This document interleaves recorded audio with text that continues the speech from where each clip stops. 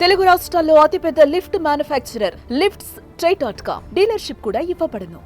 అధ్యక్ష సభ్యులు మన మదనపల్లి కలెక్టరేట్ కార్యాలయంలో జరిగిన అగ్ని ప్రమాదం గురించి చెప్పున్నారు అధ్యక్ష.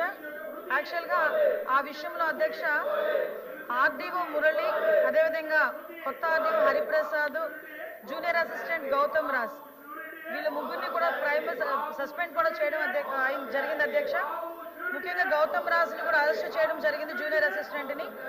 ఏదైతే ఇప్పుడు అక్కడ ఉన్న ఎస్పీ గారు ముందు అన్నమయ్య ఎస్పీ గారు అధ్యక్ష దాని కేసుని డీల్ చేయడం జరిగింది.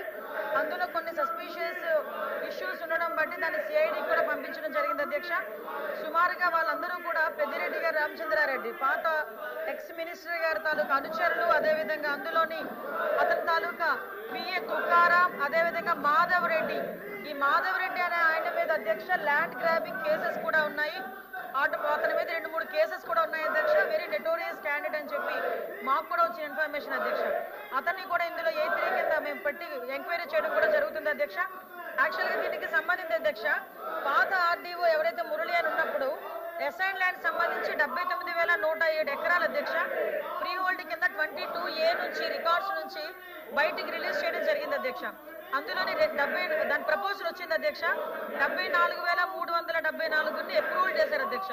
దానికి ప్రాసెస్ కూడా ఇష్యూ అయిపోయింది అధ్యక్ష కలెక్టర్ ద్వారా. అయితే రీవెరిఫికేషన్ ఏదైతే సబ్ కలెక్టర్ దృష్టిలో చేయడం జరిగింది అధ్యక్ష. దాంట్లో 22,523 ఎకరాల అధ్యక్ష రూల్స్ ప్రకారం కాకుండా రూల్ వైలేషన్ జరిగింది అని చెప్పి అక్కడ మనకి నిర్ధారణ అయింది అధ్యక్ష. దానికి ఇంకా ప్రైమరీ రిపోర్ట్ వచ్చింది అధ్యక్ష. అథెంటికేషన్ రిపోర్ట్ కూడా రావాల్సి ఉంది అధ్యక్ష. యాజ్ పర్ దట్ బేస్ చేసుకొని ఈరోజు అక్కడ జరిగిన అగ్ని ప్రమాదాన్ని కూడా డాట్స్ కనెక్ట్ చేసి ఈ అగ్ని ప్రమాదం వెనుకాతలో కూడా ఈ కుట్ర ఉంది. ఏదైతే ల్యాండ్ ని వాళ్ళు తీసుకోవాలి, వాళ్ళు ల్యాండ్ గ్రాబింగ్ చేయాలి, కొన్ని వేల ఎకరాల్ని పెద్దిరెడ్డి రామచంద్రారెడ్డి అదేవిధంగా వాళ్ళ కో బ్యాచ్ ఏదైతే ఉందో వాళ్ళందరూ కూడా దీన్ని తీసుకోవాలి, ల్యాండ్ గ్రాబ్ చేయాలి అని చెప్పి వాళ్ళు చేసిన ఈ భూ ఆక్రమణలకి పర్యవసానంగానే తెలిసిపోకుండా తిరిగి వాళ్ళు ఎక్కడ దొరుకుతారో అని ఏదో అంటారు కదా, దొంగల్లాగా వాళ్ళు వ్యవహరించి ఈ అగ్ని ప్రమాదం విషయంలోని కూడా వాళ్ళ హస్తం ఉందని చెప్పి ప్రైమరీ ఎంక్వైరీ రిపోర్ట్ లో వచ్చింది అధ్యక్ష. దాని డీటెయిల్ ఎంక్వైరీ కూడా ఈ రోజు సిఐడి చాలా త్వరితగతిన చేస్తుంది. అన్ని విషయాల్లోని కూడా అక్కడ అగ్ని ప్రమాదం ఎలా జరిగింది, అగ్ని ప్రమాదం చేయడానికి కారణాలు ఏంటి, అవన్నీ కూడా సిఐడి వాళ్ళు చాలా క్లియర్ గా ఇన్వెస్టిగేషన్ చేస్తున్నారు అధ్యక్ష.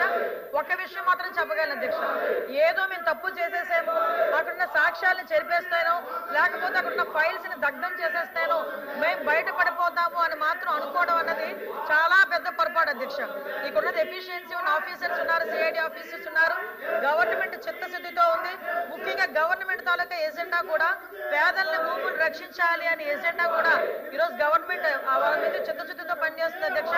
తప్పు చేసిన వాడు ఎవరైనా ఏ పొజిషన్ లో ఉన్నా డెఫినెట్ గా శిక్ష పడి తీరుతుంది అధ్యక్ష, అందులో అనుమానమే లేదు.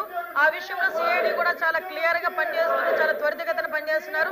సిఐడి వాళ్ళు యాజ్ ఎల్ యాజ్ పాసిబుల్ నివేదిక కూడా ఇస్తారు అధ్యక్ష. ముఖ్యంగా ఇందులో ఎవరైతే ఇన్వాల్వ్ అయ్యి ఉన్నారో వాళ్ళందరితో కూడా ఎంక్వైరీ జరుగుతుంది అధ్యక్ష. చాలా మంది ఇళ్లను కూడా సోదా చేయడం జరిగింది, చాలా ఫైల్స్ కూడా వాళ్ళ ఇళ్లలో కూడా దొరికినాయి. As per that norms CID enquiry జరుగుతుంది. ఇంతకు మించి తొందరగా మేము చెప్పాలన్నా కూడా ఆల్రెడీ ఎంక్వైరీలో ఉంది కాబట్టి ఈ విషయాన్ని ఇంతవరకు మేము చెప్తున్నాం అధ్యక్ష. యాజ్ ఎల్ యాజ్ పాసిబుల్ ఎవరైతే తప్పు చేశారో, ఎవరైతే పేదల భూములు కొట్టేయాలి అని అనుకుంటున్నారో, పేదల భూముల్ని స్వాధీనం చేసుకుందామని అనుకుంటున్నారో వాళ్ళందరికీ కూడా అతి త్వరితగతిన వాళ్ళందరికీ కూడా శిక్ష పడుతుందని సభ ద్వారా తెలియజేసుకుంటున్నాను అధ్యక్ష.